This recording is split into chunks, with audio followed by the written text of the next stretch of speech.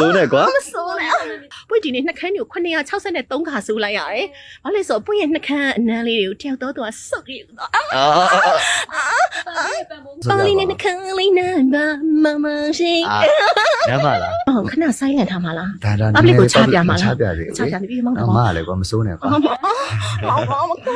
မပြောနဲ့ မချပြခြင်းသေးဘူးဟုတ်လားချပြခြင်းလားချပြခြင်းမလား မောင်ချချင်လေ မတဘောကွာ မောင်ချပြချင်ပြီ မတဘောကွာ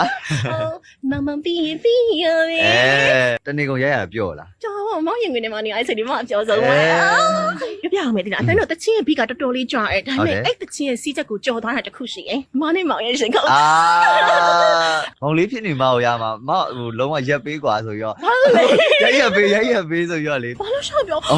မောင်ရှာနေဆိုမောင်မေးသွားတယ်ဆိုဒီကစိုးနေရမောင်ပါ အိမ်မချင်းအမင်းသားလေးပေါ့အဲ့နဲ့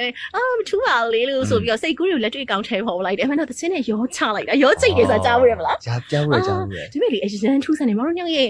ဘယ်လိုပြောလဲ relationship တစ်ခုအရင်ထူးဆန်နေတော့ကိုတော့ဖုန်းဆက်လိုက်တဲ့အချိန်မှာမောင်အဲ့တော့ပထမဆုံးပြောတဲ့စကားပါလေမောင် ဘယ်ရလဲ မောင်အဲ့တော့ဖုန်းဒီသစလေးရိုက်မယ်ဆို ရ မောင် ဟိုမောင်လေးကိုရိုက်ချင်တာမောင်လေးနဲ့တအားရိုက်ချင်တာတဲ့ပေါ့နော်သူတချင်းလေးတစ်ပုတ်ရိုက်ချင်တယ်တဲ့အဲ့ဒါမတို့ရိုက်ကြမလားဆိုပြီးတော့ဖုန်းလေးဆက်လိုက်ချင်မှာရိုက်မှာပေါ့နော်